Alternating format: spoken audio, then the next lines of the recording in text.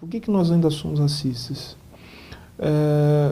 Porque, na verdade, o que nós conhecemos enquanto relação social no Brasil, as relações sociais que nós fomos desenvolvendo historicamente no Brasil, elas sempre foram pautadas pela discriminação racial. Não houve um momento da história do Brasil em que o racismo não estivesse presente. A formação do que a gente chama de povo brasileiro, e mesmo depois dos anos 30, em que ficou muito forte a ideia da miscigenação no Brasil, mesmo a ideia de miscigenação é uma ideia de apagamento do negro no Brasil. Então, por que nós continuamos racistas, né? Porque ainda nós não conseguimos ainda mudar o tipo de estrutura social que forjou o que nós somos hoje.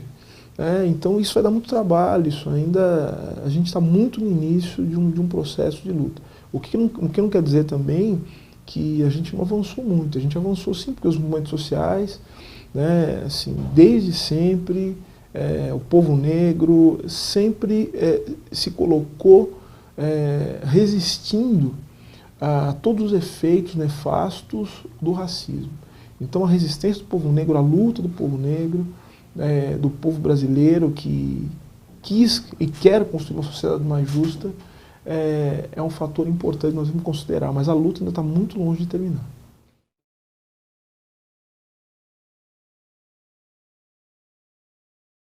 O racismo não é uma questão apenas que está no plano da consciência. Ele não é uma coisa que se dá apenas no plano das intenções.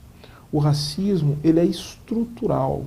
Né? O que eu quero dizer é que a sociedade é organizada de tal forma que, mesmo que a vontade, né, dos não negros, dos brancos, não seja a vontade de você discriminar o negro, existe um certo arranjo de peças em que o negro é ausente.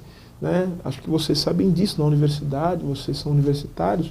O próprio fato de não haver negros na universidade é o fato de que a sociedade está dividida. E o próprio fato de a gente achar normal que numa sociedade em que a maioria das pessoas se autodeclaram negras, né, ou negros ou pardos, né, enfim, a nomenclatura, o negro não esteja presente em certos espaços que para nós são espaços importantes, como é a universidade, né, como são as grandes esferas da política e mesmo do mercado de maneira geral.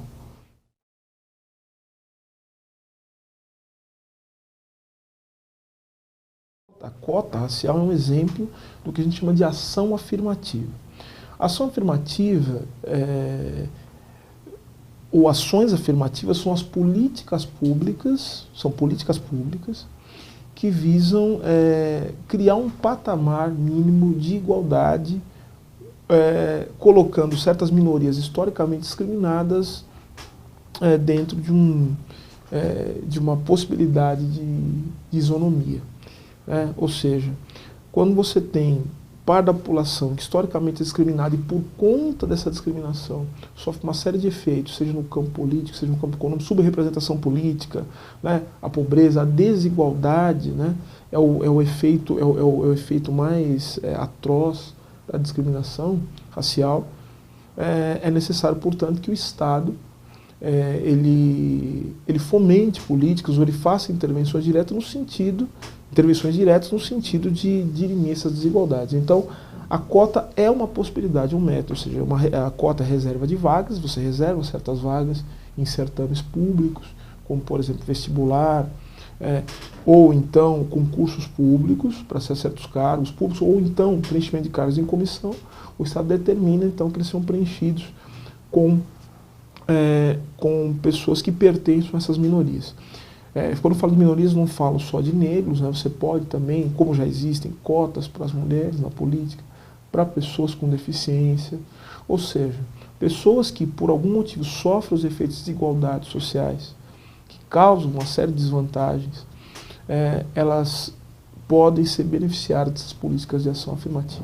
E a quem aproveita as ações afirmativas? Embora diretamente atingidos sejam os indivíduos que pertencem a essas minorias, a ação afirmativa é uma medida de justiça. Então, quando a gente fala de justiça, estamos falando da sociedade em geral. Então, brancos e negros se beneficiam da diminuição da desigualdade. O que torna uma sociedade cada vez mais conflituosa, uma sociedade com uma série de tensões, é a desigualdade.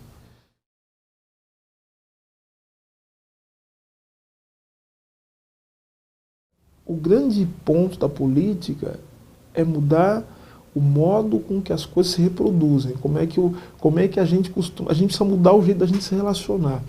Então, quando você fala de estrutura de Estado, né, o Estado brasileiro, ele não é como todo Estado, em qualquer lugar do mundo, a forma política, o Estado como forma política, ele está diretamente vinculado a uma série de interesses, uma série de forças, que não são só as forças da política institucional, do voto, da democracia formal.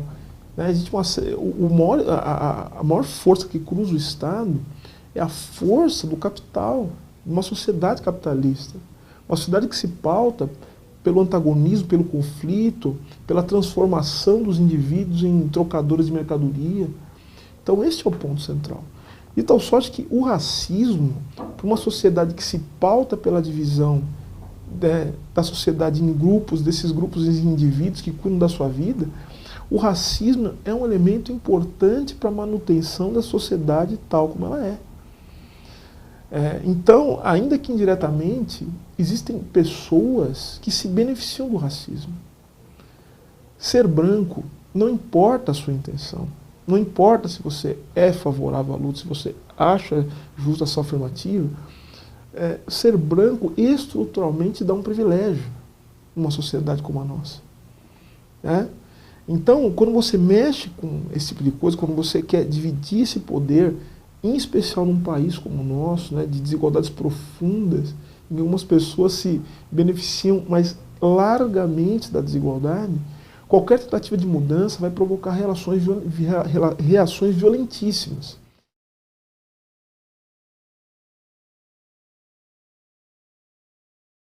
Algumas pessoas eu acho que não entendem o problema mesmo. Não entendem, mas algumas pessoas também não querem entender o problema e não vão querer entender o problema. Acho que há questões que são muito concretas, objetivas. Assim, é muito difícil.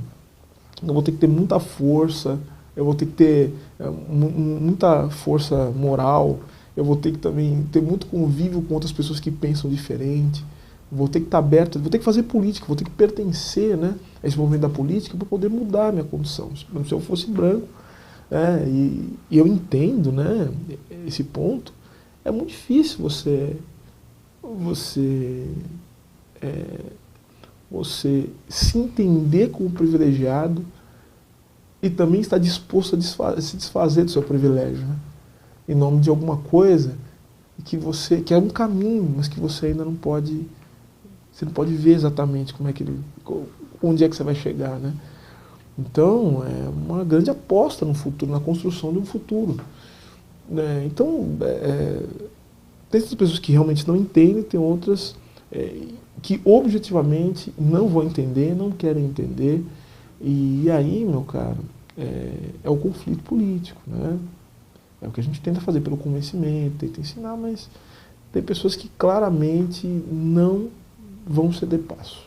Não vai ter jeito.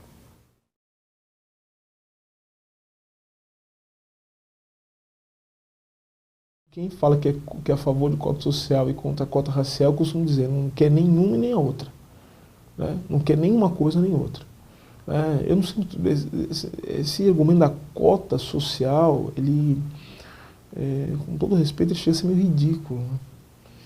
Porque quando a gente fala de cota, dessa afirmativa, nós estamos falando de uma política específica, focalizada. O que eles chamam de cota social são políticas de distribuição de riqueza, ou então de supressão da desigualdade econômica, que elas têm um caráter mais geral. Eu acho que você não pode falar de política de cota, e é aí que eu falo que há o limite. Não adianta falar de política de cota racial sem, ao mesmo tempo, a gente não empreender uma luta pela reconstrução dos serviços públicos. O pessoal do passe livre, enfim, essa coisa toda. Tem muita gente do movimento negro que também está nessa luta. Então não adianta, a gente tem que, ao mesmo tempo que a gente fala, puxa vida, vamos colocar jovem na universidade, só que tem que ter universidade para todo mundo. Vamos fazer o Código do Mercado de Trabalho, vamos pôr um concurso público. Só que tem que ter um Estado estruturado, a gente tem que ter saúde universalizada, né? Que não tem esse recorte, a gente tem que ter escola para todo mundo, acesso universal. Só que a gente sabe também, quando a gente fala de racismo, fala de desigualdade racial, a desigualdade racial se reflete na desigualdade econômica.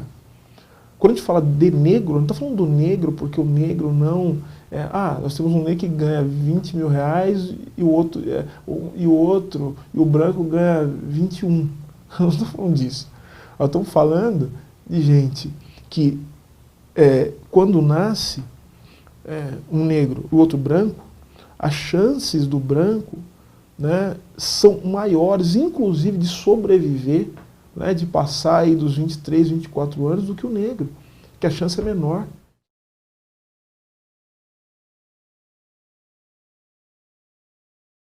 Da mesma maneira que a gente tem que ver os problemas na sua especificidade, a gente tem que também ver na sua universalidade. Não existe possibilidade... Agora, quem só fala, vamos fazer ação afirmativa, a questão é só racial, essa pessoa é equivocadíssima. O racismo é o efeito de um mundo perverso. É o efeito de um mundo que foi feito para ser desigual. E que empresta o racismo, e que toma o racismo, reproduz o racismo, reconstrói o racismo a cada dia e a cada ato para continuar sendo desigual. Então a gente tem que atacar o racismo, mas tem que atacar também aquilo que faz o mundo ser desigual, né? Que são esse tipo de relação que transforma as pessoas em mercadoria e que transforma todas as pessoas em trocadores de mercadoria e não em indivíduos. Essa é a nossa luta. A minha luta, sabe qual é? A luta é a seguinte: eu quero um dia, não sei se eu vou ver isso, eu tomara que meus filhos vejam, não sei se meus filhos vão ver também, tomara que os nossos netos, vocês são bem mais jovens que eu, eles olham essa nossa conversa aqui e sintam uma estranheza profunda, né? Eles nem entendem o que a gente está falando, porque a gente tem que lutar por um mundo em que ser negro e ser branco não faça a menor diferença. Né? Eu não quero falar disso. Né? Minha luta é para não ter mais que falar disso. Essa é a ideia. Né? É para ser branco, ser negro, homem, mulher. Enfim, as pessoas vivam o seu desejo da maneira com que quiserem. Essa não seja uma questão mais para nós. Essa é a ideia.